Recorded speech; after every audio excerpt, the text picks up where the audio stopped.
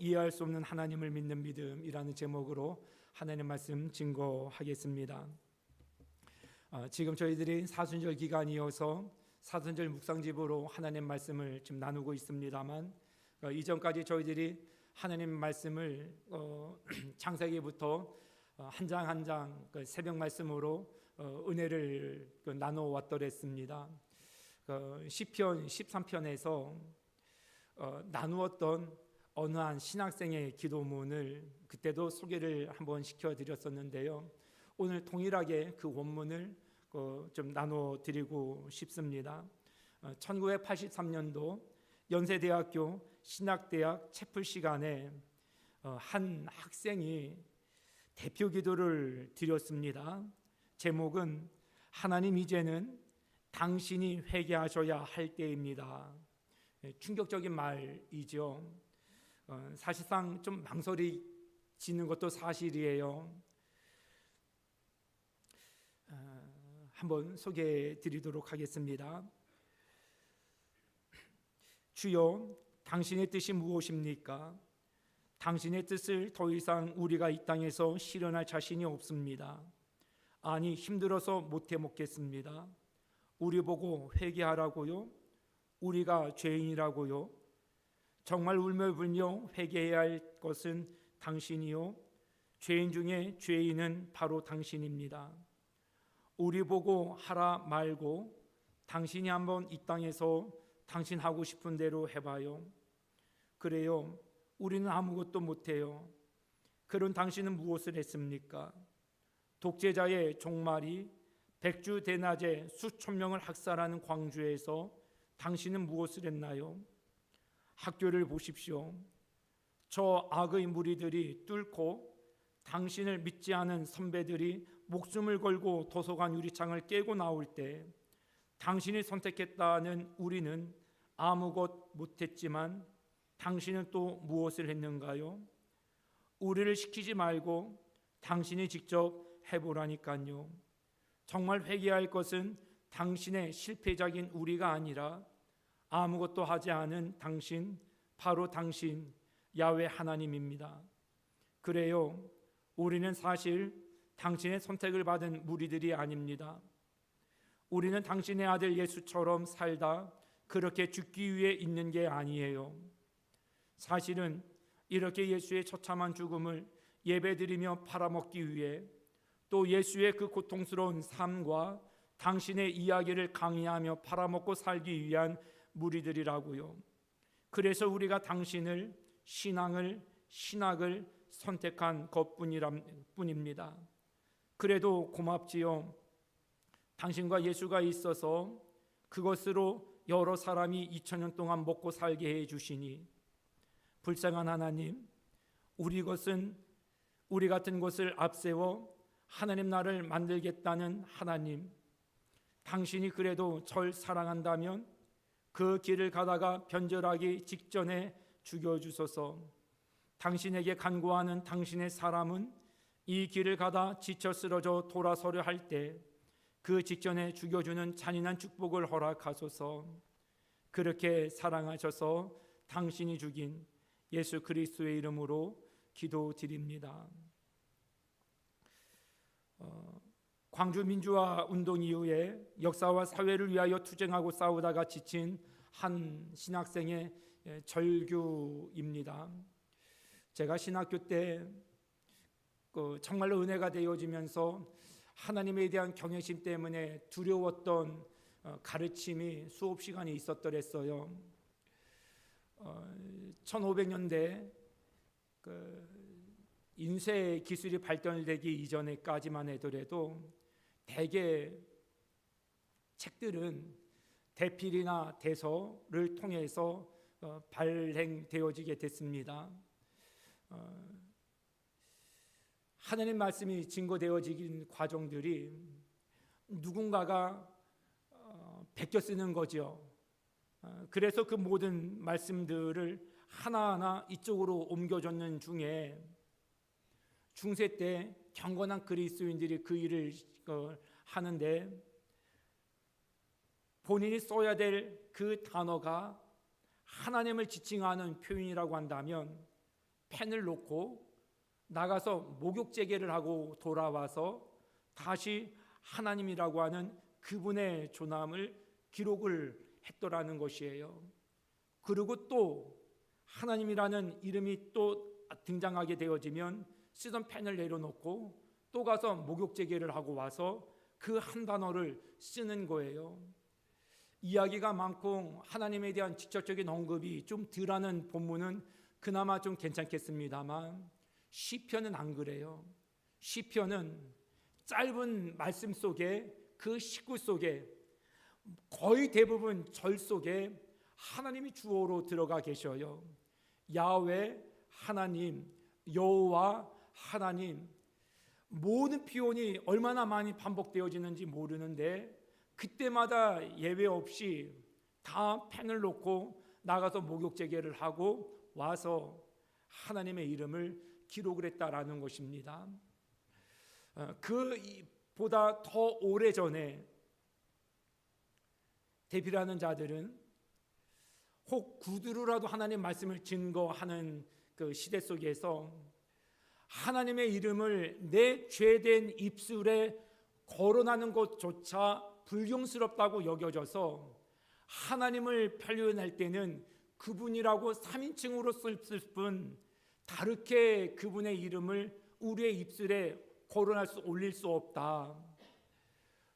그래서 한동안 그분이 누구냐가 한참 회자되어졌던 때가 있었다는 거예요. 그래서 우리 이러다가 그분을 잊어버릴 수 있겠다. 그래서 한 단어를 채택하자 하고 채택하여서 불려질 이름으로 사용되어진 이름이 야훼였다라는 것입니다. 그 외에는 우리가 우리 죄된 입술에 거론하는 것 자체가 송구하고 불경스러울 수 있으니 함부로 부르지 말자. 하나님께서 주신 십계명의 제3계명이 하나님의 이름을 막는 데 일컫지 말라는 것이에요. 혹시 내가 거론되어지는 그 하나님이 내 입술 가운데 올려지면서 망령되이 일컬어지지 않을까? 그게 이제 조심스러웠던 것이죠. 그것이 신앙의 기본 자세였던 배경하에 신앙을 물려받은 우리 민족 정서에 한 학생의 이런 기도는 불경하기 이루 말할 수 없겠지요. 어떻게 하나님에 대하여서 이런 입에 담지 못할 것을 공개적으로 신학교 공개적인 채플 시간에 대표 기도자라 하며 기도를 드릴 수 있겠느냐는 것이죠. 저와 우리 성도님들은 무서워서라도 이런 기도 못 드리실 거예요. 그렇지만 살다 보면 가끔은 그 심정이 이해는 되지 않으시겠는가? 차마 그렇게 내 입에 거론 올려서 그렇게 기도는 못 드리더라도 정말 하나님이 살아계시다고 한다면, 정말 그 살아계신 하나님이 전능하신 하나님이시라고 한다면, 그 전능하신 하나님이 정말로 나를 사랑하신다면, 우리 가족을 사랑하신다고 한다면, 우리에게도 이해할 수 없는 이 모든 사회 현상과 나와 우리 가족이 겪어야 될 이런 모든 이해할 수 없는 상황들이 가당치나 한 것이겠는가? 이런 마음이 든다는 것이죠. 오늘 다윗도 1절 2절 말씀 가운데 그와 같은 자기에게 이해할 수 없는 많은 어려운 상황 속에서 고백을 하는 것이죠. 절규하듯이 여호와여 어느 때까지니까 나를 영원히 잊으시나이까 주의 얼굴을 나에게서 어느 때까지 숨기시겠나이까 나의 영혼이 번민하고 종일토록 마음에 근심하기를 어느 때까지 하오며 내 원수가 나를 치며 자랑하기를 어느 때까지 하리이까. 절망입니다. 아픔입니다. 그래도 달리 어떻게 표현을 할 수가 없어서 하나님 앞에 절규를 하고 있는 것이죠. 한 신학생의 고백에 직접적인 고백은 아니지만 워딩에 어느 정도 그 조절은 있지만 이해할 수 없다라는 것이죠. 도저히 받아들일 수 없다라는 것이죠. 하나님이 정말 나의 하나님이라고 한다면 그분이 나를 정말로 구원하시는 구원의 뿌리시고 나를 지켜 보호하시는 요새시고 피할 바울시고 산성이시라고 한다면, 하나님, 지금 내가 겪는 이 모든 상황이 가당치는 한 일입니까? 지금 그런 배경을, 심정을 안고 하나님 앞에 토로하고 있는 것입니다. 우리가 종종 요셉 이야기를 나누지 않습니까?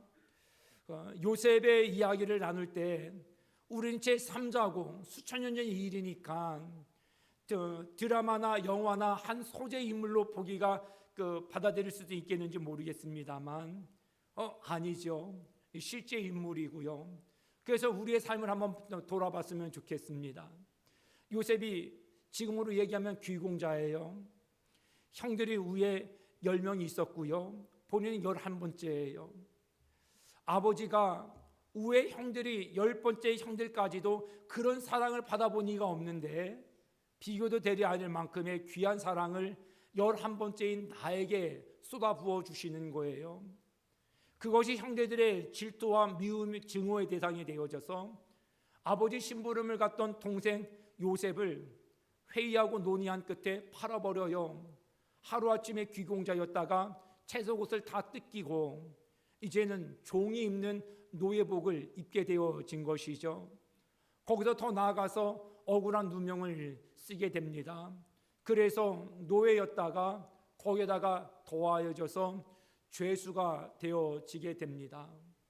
성도 여러분, 어느 대목은 이해가 되시고 어느 대목은 이해가 안 되시고 그렇습니까? 저는 요셉 입장이라고 한다면 어느 대목도 이해가 안 됐을 것이다. 그럼에도 불구하고 요셉은 성경에 표현되어질 때 형통한 자다, 이렇게 요셉의 삶을 설명해 주고 있습니다. 창세기 39장 2절 말씀에 여호와께서 요셉과 함께 하심으로 형통한 자가 되어, 노예로 팔렸는데 어떻게 형통한 사람이라 할 수 있어요? 억울하게 감옥에 갇혔는데 그럼에도 불구하고 성경은 이어서 형통한 자가 되어 설명을 해주고 있습니다. 여러분들의 삶이 만약에 너무 높은 곳에 존귀한 자로 살다가 하루아침에 나락으로 떨어졌어요.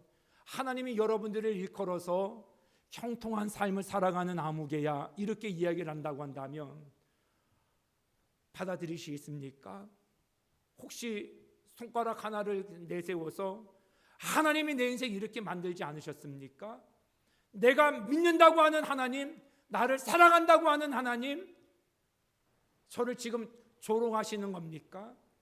나를 이렇게 내몰아 가시면서 형통한 누구야, 형통한 저에게 말씀하시면 영구야, 이게 받아들여지겠느냐는 것이죠.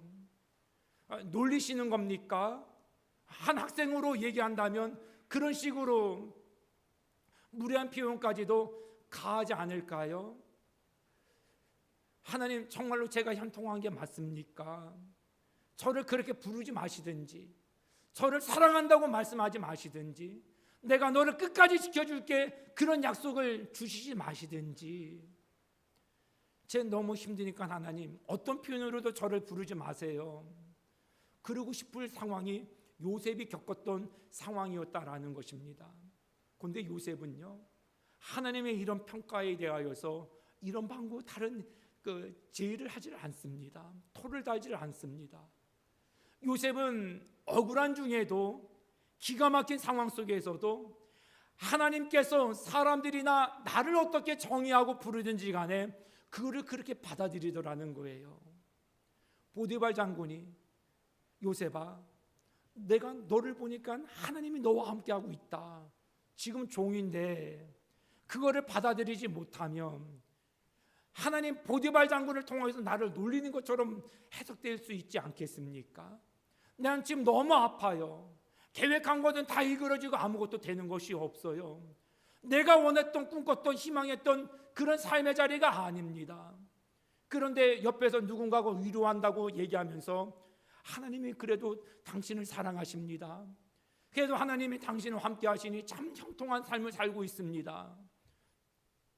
이걸 믿음으로 받아들이지 아니하면 놀리는 조소의 표현으로밖에 받아들일 수 없지 않겠느냐는 것이죠.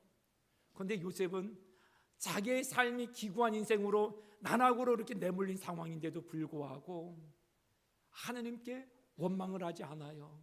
무엇을 통해서 알 수 있느냐 하면 그 자리에서 주어진 일을 기가 막히게 잘해놔요. 우리가 불평을 하면 일을 기가 막히게 잘 못해요. 감사하고 삶을 즐길 줄 아는 사람을 이겨낼 재간이 없어요. 다 요셉이 살았던 삶의 모습은 이해할 수 있는 삶의 쪽으로 나를 하나님 이끌어 가시지만 감사하게 받아들이는 거예요. 이것도 하나님께서 내게 주신 일이거든요. 잘하겠습니다. 노예로서의 삶에 얼마나 충성을 다하고 기가 막히게 삶을 잘 살아내느냐 하면 보디발이 인정을 하는 거예요. 그 주변 사람이 그를 인정해 주는 거예요. 무엇인지 맡기면 두 번 손 가는 게 없어요. 어떻게 잘했는지 한번 확인해 보자. 잃은 게 없으리만큼 노예임에도 불구하고 그 상황과 삶을 감사함으로 받아들이고 집중하여 잘 해결해 나가더라는 거예요. 죄수의 신분이 됐는데도 그래요. 죄수가 되어진 신분 속에서도 그를 일컬어서 형통한 자라. 여러분들 일이 일그러졌을 때 하나님 여러분을 사랑하신다고 한다면 언뜻 그게 받아들여지십니까? 지금 여러분들의 계획대로 잘 안 될 때 여러분들은 집중하고 계십니까? 집중하지 못하는 이유는 무엇입니까? 하나님이 믿어지십니까? 하나님이 나를 사랑하신다고 한다면 이게 지금 말이나 될 법한 상황입니까? 하고 싶은 마음이 지금 목에까지 차고 있지는 않습니까? 한 학생이 그렇게 기도를 드렸어요. 다윗도 그렇게 시작은 했어요. 요셉도 마찬가지입니다. 그런데 중요한 것은 그 끝이 다르더라는 것이 결론이에요. 요셉은 뒤늦게 알게 되어지지 않았을까 싶습니다. 그때는 몰랐는데 그때의 어려운 일, 힘겨운 일, 억울한 일이 형통을 위한, 내 인생을 위한 하나님의 보석이었다라는 것. 이해할 수 없는 일이었습니다. 형들에게 팔리는 일이 이해가 돼요. 그게 어떻게 이해할 수 있는 일이에요?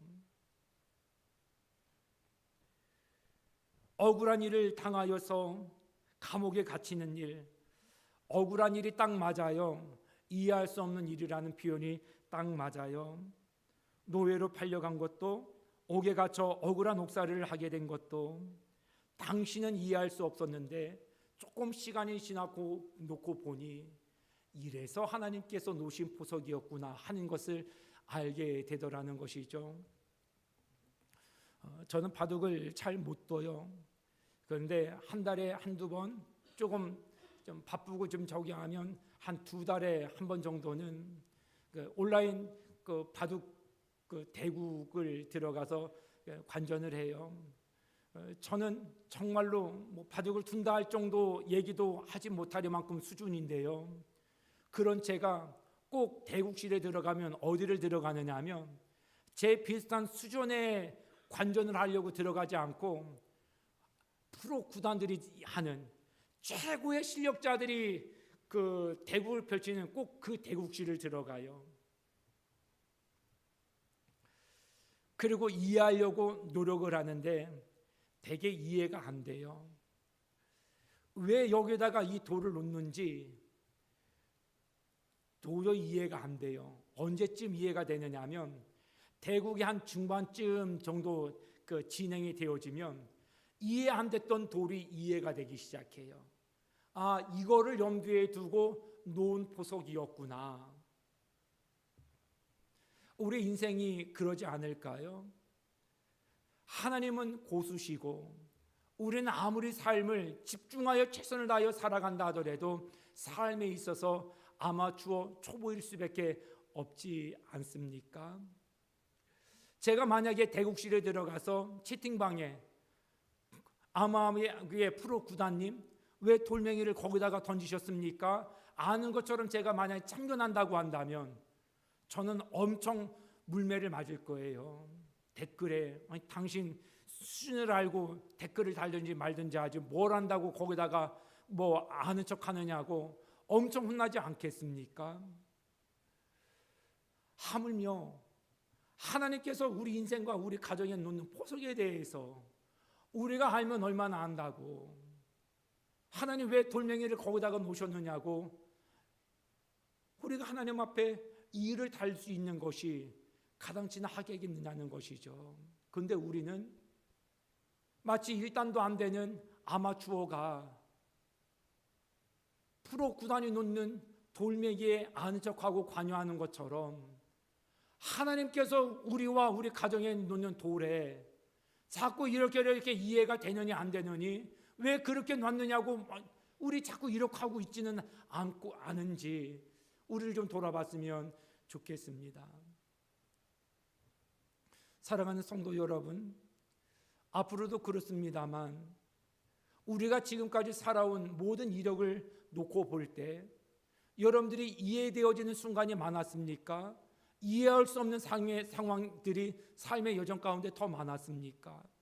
저는 말씀을 준비하면서 다시 한번 이렇게 돌아봤는데요, 나쁜 일도 그렇지만 제가 원치 않은 일이 일어날 때도 그렇지만 제가 누리는 기가 막힌 은혜도 제가 누려지는 모든 것이 이해가 안 되는 것이 훨씬 많았었어요. 하나님, 이 어려움이 웬일입니까? 이해가 안 되더라고요.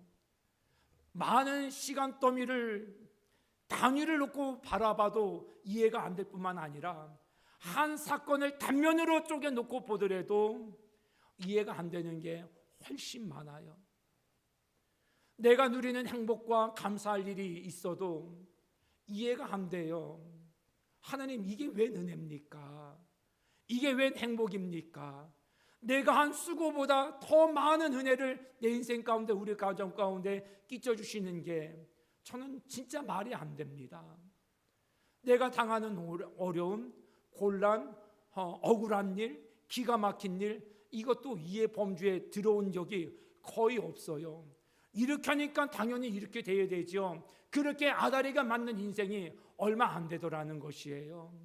그러고 내리는 결론이 무엇이냐면 앞으로도 그럴 것이라는 거예요. 내가 이성적으로 이해할 수 있는 일들보다 이해할 수 없는 일들이 앞으로도 더 많이 펼쳐질 거예요. 이제는 우리의 몫입니다. 하나님께서 우리에게 이해할 수 있는 차원의 일보다 이해 밖의 일들을 우리에게 겪게 하신다고 한다면 그 전에 우리의 삶은 어떻는지 그거를 기준으로 앞으로 우리는 이해할 수 없는 모든 상황과 관계와 벌어질 일들에 대해서 우리는 하나님 앞에 어떻게 할 것인지 우리 다시 한번 우리의 마음가짐을 새롭게 할 수 있었으면 좋겠습니다.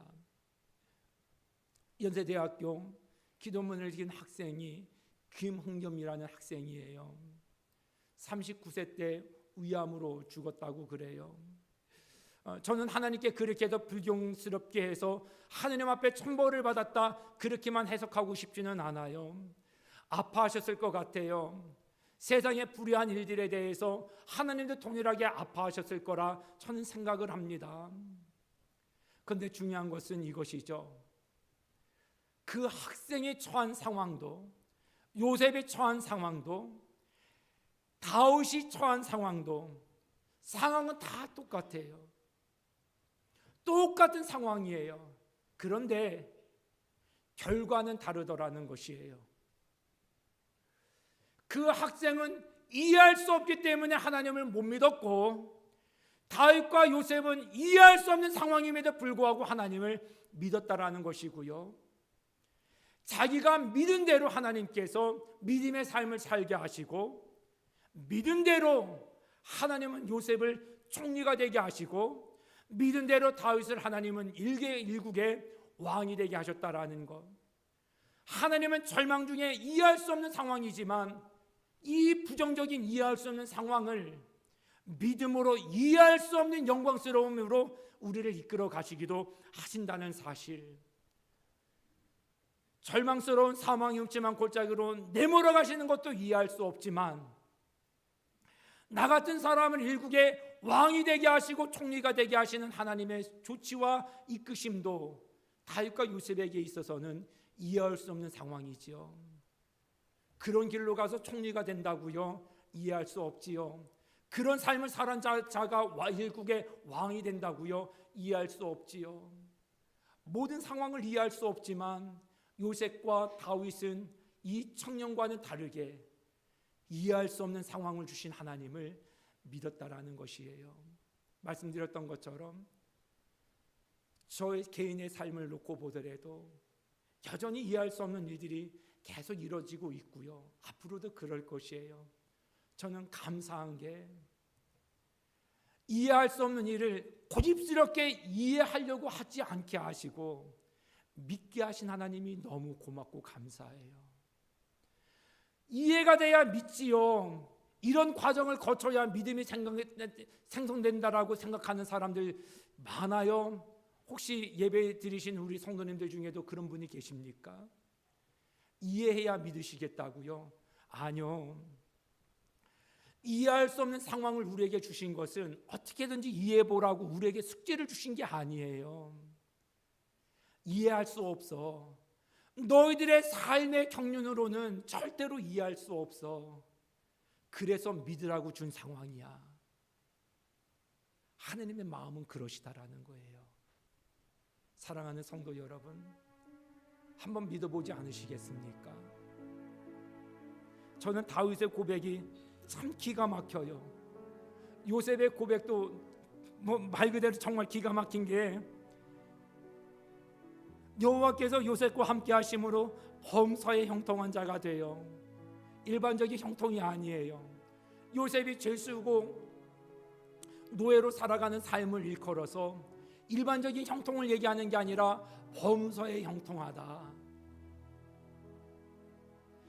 다윗의 고백 한번 들어보시겠습니까? 다윗이 말씀드렸던 것처럼 얼마나 기가 막힌 고백으로 오늘 시편을 시작합니까? 여호와여 어느 때까지니까 나를 영원히 잊으시나이까? 주의 얼굴을 나에게서 어느 때까지 숨기시겠나이까? 절규하면서 시작했던 그의 고백은요, 기가 막힌 고백으로 결론을 냅니다.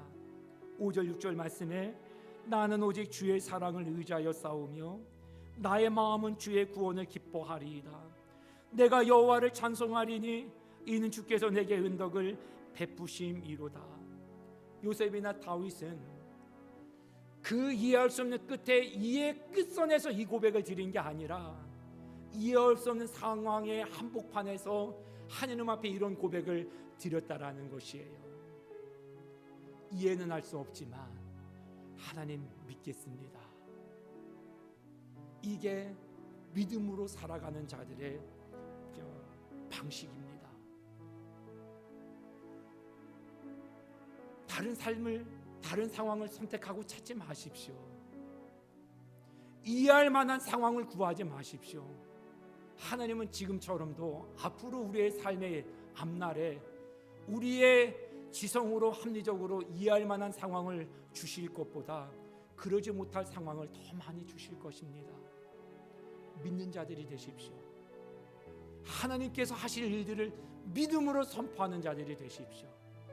믿는 대로 살아가십시오. 믿음대로 하나님께서 종국의 결국을 보게 하실 것을 믿음으로 그 최종점에 이르러 나갈 수 있기를 바랍니다. 우리가 불평을 제거하겠다고 시도하는 것이 다 이런 삶을 위함이 아닙니까? 이해할 수 없어도 믿게 하시는 하나님, 그 믿어지시는 하나님 때문에 불평할 수밖에 없지만 감사하겠습니다. 원망할 수밖에 없지만 탓하지 않겠습니다. 이 또한 하나님, 하수인 내가 알지 못하는 고수이신 하나님께서 어련히 알고 노시는 무엇인가를 위한 포석이지 않으시겠습니까? 전 그 하나님을 믿어요. 지금까지도 믿고 달려왔고 앞으로도 저는 그 하나님을 믿을 겁니다. 이해하려고 하지 않을 것입니다. 이해하느라고 많은 시간을 허비하지 않으려고 그래요. 여러분들도 그렇게 선택하시고 함께 믿음의 행보를 이어나갈 수 있기를 바랍니다. 우리 이어서 이 말씀을 마음에 두고 겸손한 찬양을 좀 같이 좀 드렸으면 좋겠는데요. 가사를 한번 잘 음미해 보면서 불러보셨으면 좋겠어요. 이 가사에 있는 말씀이 이해될 수 있는 말씀의 가사가 하나도 없어요. 내가 겪고 있는 이 한복판에서 이 고백을 드리는 것이 요셉과 다윗과 같은 믿음으로 하나님 행하신 일들을 바라보는 것이 아니면 이건 정상적으로 부를 수 있는 가사의 내용이 아니에요. 그런데도 불렀으면 좋겠어요. 이해가 돼서 그 하나님을 찬양하겠다라는 게 아니고 이해될 수 없는 상황을 우리 가운데 펼쳐주시는 하나님이 믿어보셔서 드리고 싶은 고백이에요. 우리의 주장, 우리의 방식, 우리의 모든 삶의 공식들 다 내려놓고 이해할 수 없는 상황 속에서 믿기로 결단한 우리에게 하나님 어떤 기적을 베푸시고 이해할 수 없는 상황 속에서 이해할 수 없는 영광과 존귀한 자리로 어떻게 우리를 이끌어 가실지에 대한 믿음의 선포, 그것이 우리를 살게 하는 고백임을 우리 같이 한번 입술로 찬양하며 나갔으면 좋겠습니다. 우리 같이 한번 고백드리겠습니다. 슬픔 속에서도 울지 않는 것,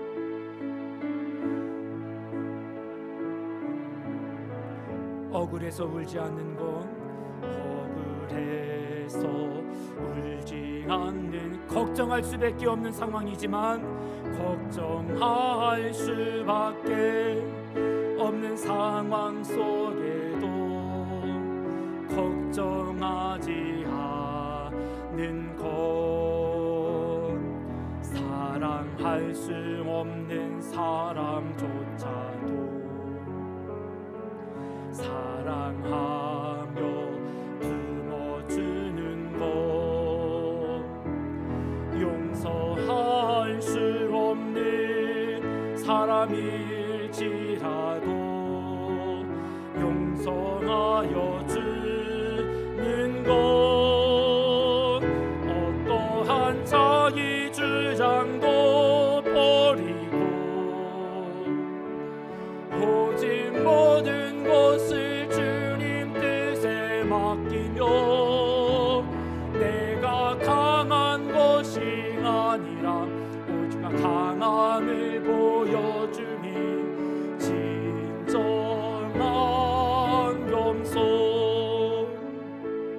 참을 수 없어도 화내지 않고 끝까지 인내하는 것, 끝까지 인내, 감사할 수 없는 그런 조건에서도 감사할 수 없는 그런 조건, 감사하며 사는 것, 감사하며 사는 것, 칭찬이나 비난 가운데서도 침묵하며 살아가는 것, 말씀 순종하기 어려울지라도 믿음으로 순종하는 것, 어떠한 자기 주장도 버리고 오직 모든 것을 주님 뜻에 맡기며 내가 강한 것이 아니라 주가 강함을 보여주니 진정한 겸손. 사랑하는 성도님, 이 찬양이 겸손이라는 찬양이에요. 슬퍼하고 억울해도 울지 않고 걱정할 수밖에 없는 상황 속에서도 걱정하지 않고 사랑할 수 없는 사람조차도 사랑하며 품어내고 참을 수 없어도 화내지 않고 끝까지 인내하고 감사할 수 없는 그런 조건에서도 감사하며 사는 것, 우리의 주장이 무엇입니까? 도대체 이런 삶을 살게 하시면서 감사하라는 게 가당치나 합니까? 이런 관계 속에서 기가 막힌 삶을 살아가게 하면서 그를 용서하라고 하시는 게 가당치나 합니까? 이게 우리의 주장 아닙니까? 이해할 수 없는 상황을 하나님 살아가게 하면서 이해해보라고요, 감사로 받아들여보라고요, 그러면서도 사랑하는 하나님께 믿고 기도해보라고요. 우린 여기서 하고 싶은 얘기가 왜 없겠습니까? 어느 정도 이해할 만한 상황으로 우리를 좀 이끌어 가시면 제가 한번 믿어보겠습니다. 이게 우리의 주장이고 삶의 방식 아니겠습니까? 찬양은 우리에게 그럼에도 불구하고 이루고 싶은 주장을 내려놓으라는 거예요. 우리는 하수니까 고수이신 하나님의 모든 방식을 어찌 다 이해할 수 있겠느냐는 것이에요. 우리는 침묵하고 이해할 수 없는 상황을 이해하려고 하지 않고 단순히 하나님 주님을 믿고 살아가도록 하셨으니 하나님 믿겠습니다. 이것이 믿음으로 사는 이 시대의 그리스도인 저와 여러분들의 삶의 방식이 되셔야 됩니다. 자식에 대한 섭섭한 마음, 부모님에 대한 원망하는 마음, 받아들일 수 없는 하나님의 모든 이런 조치들, 이해할 수 없는 우리의 겪게 하시는 모든 상황들, 관계적인 것, 내 삶의 태도, 경제적인 어려움, 관계적인 압박감, 이해하려고 하지 마십시오.